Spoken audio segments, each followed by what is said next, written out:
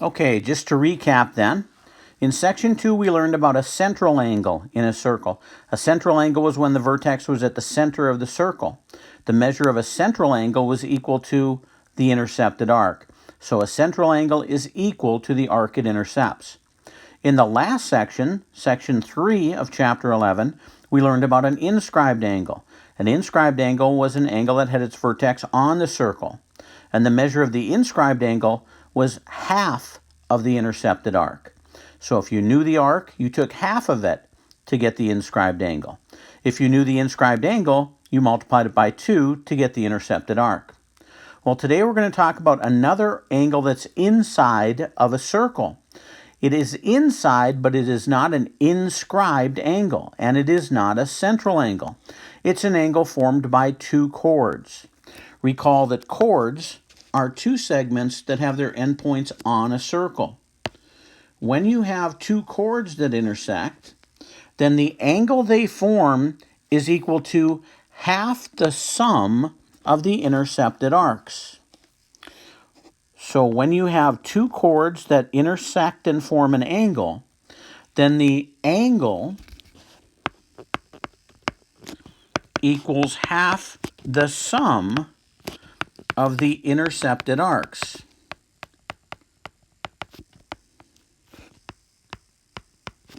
Sum, of course, means to add the arcs together. Now you have to make sure that you know these are two chords that intersect, and they don't intersect at the center. The center of a circle will always be shown as a dot. So if you don't see the dot at the center, then you're likely dealing with one of these. So the vertex will not be on the circle, and the vertex will not be at the center. It'll be somewhere else on the inside of the circle. Let's look at a few examples. So here we have an example. As you can see in this diagram, we do not have a dot indicating the center of the circle. So this is the intersection of two chords. So the angle is going to equal half the sum of the intercepted arcs.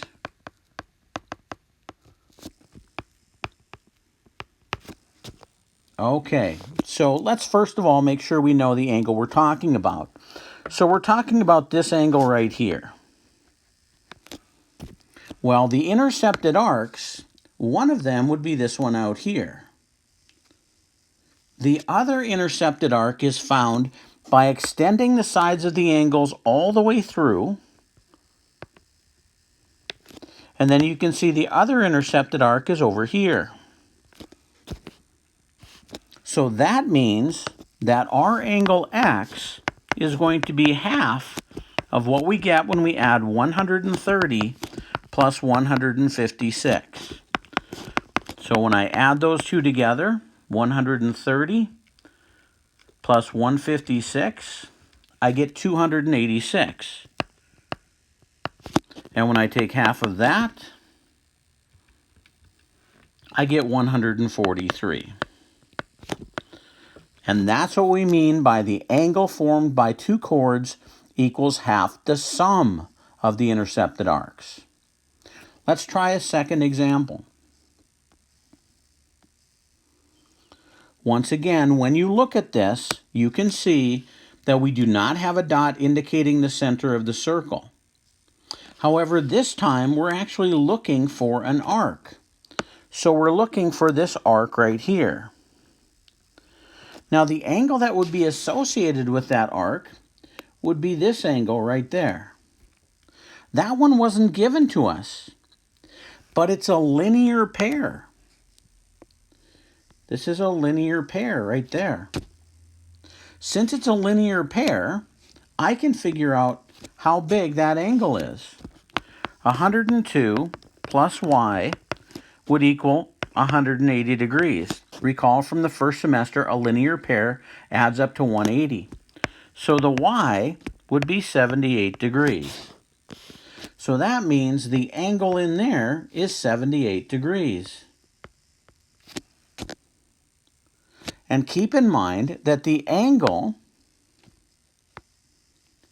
is equal to half the sum of the intercepted arcs.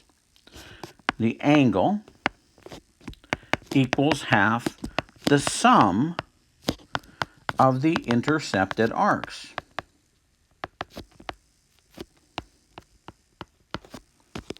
So the angle we just discovered was 78 degrees. And we have 1/2, and then we have x plus 95. X is one of the intercepted arcs, and the 95 is the other intercepted arc. That gives us our equation that we're going to have to solve. Now, a good first step in solving this would be to multiply both sides by 2.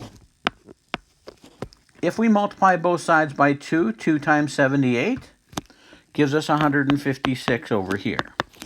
And then the 2 and the 1/2 would cancel, leaving just x plus 95.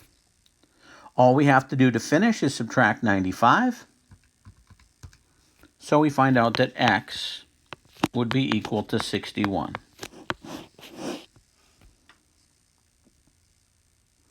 Let's try a third example. Once again, you'll notice we do not have a dot indicating the center. So we have an angle that's formed by 2 chords. Here is the angle that they're talking about. An angle formed by 2 chords.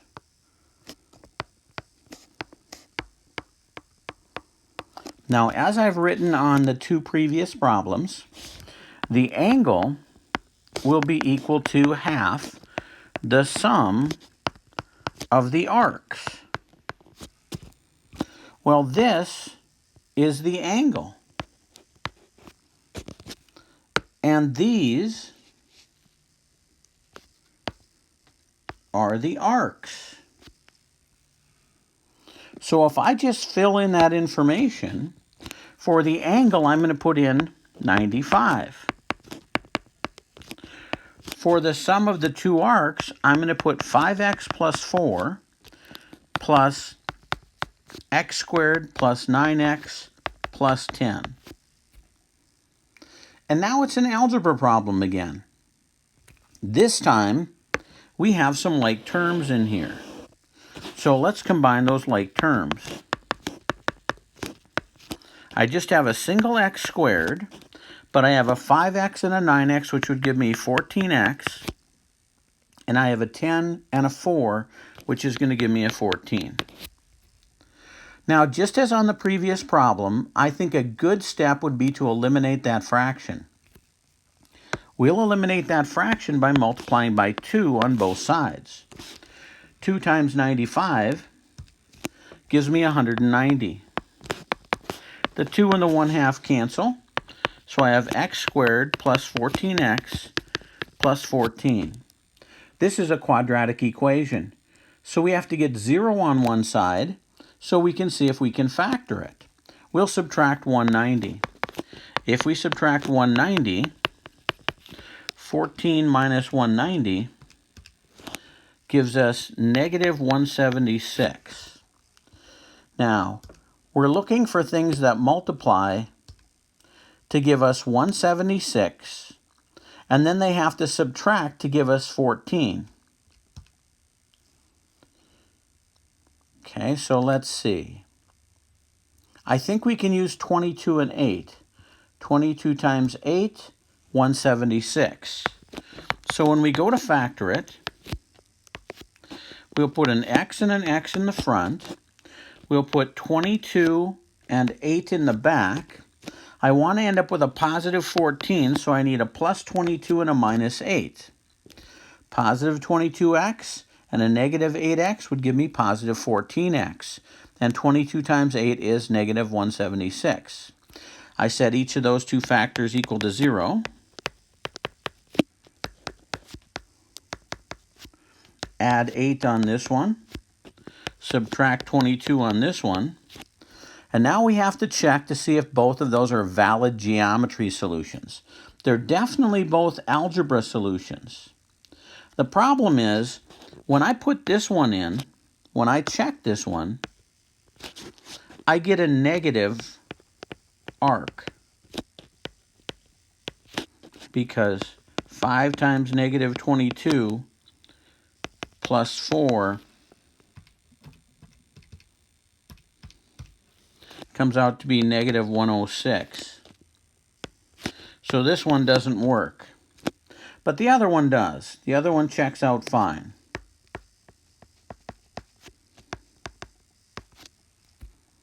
Okay, so to recap, when you have two chords that intersect in a circle, the angle formed by the two chords is equal to half the sum, meaning you add together the two intercepted arcs, the arcs on either side. Okay, I hope that made sense. We have another practice problem to finish with, so let's think about this one. We do not have a dot for the center. No dot is shown, so we do not have a central angle. We have an angle that's formed by two chords. So that angle will be equal to half the sum of the two arcs. So we go to set up our equation. The x is the angle.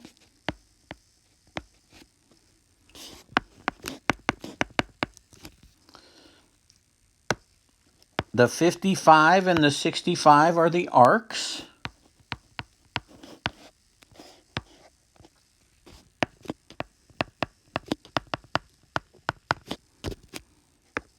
So we end up with x equals 1/2.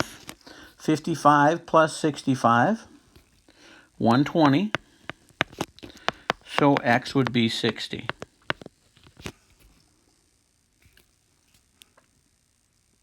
Okay, hopefully this section made sense.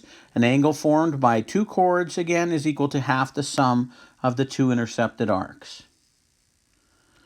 Another practice problem.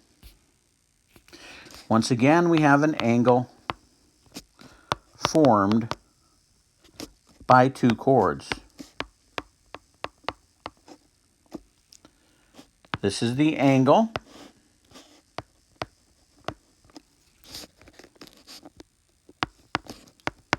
It's going to equal half the sum of the two arcs.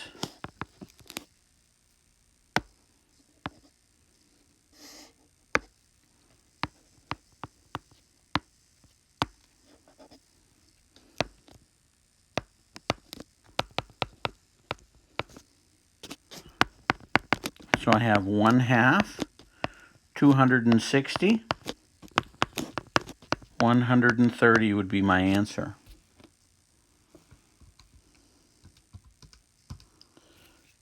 Now,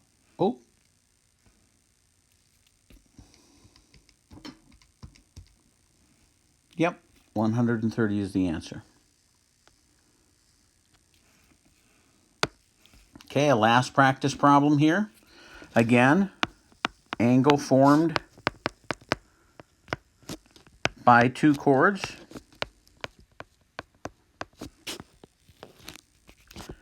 The angle equals half the sum of the arcs.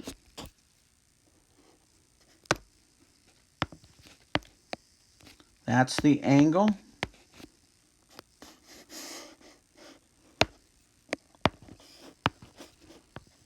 These are the arcs. So when we set it up, we'd have 72 equals half x plus 99. In all of these problems where we have the 1/2 on the outside of the parenthesis and we have the variable inside, I would strongly recommend you consider multiplying by 2. That will get rid of the 1/2 quite nicely, and then 2 times 72 gives me 144. We'll subtract.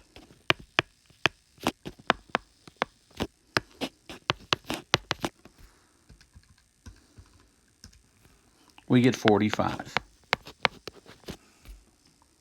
Okay, so we've had central angles, which are vertex at the center equal to the arc they intercept.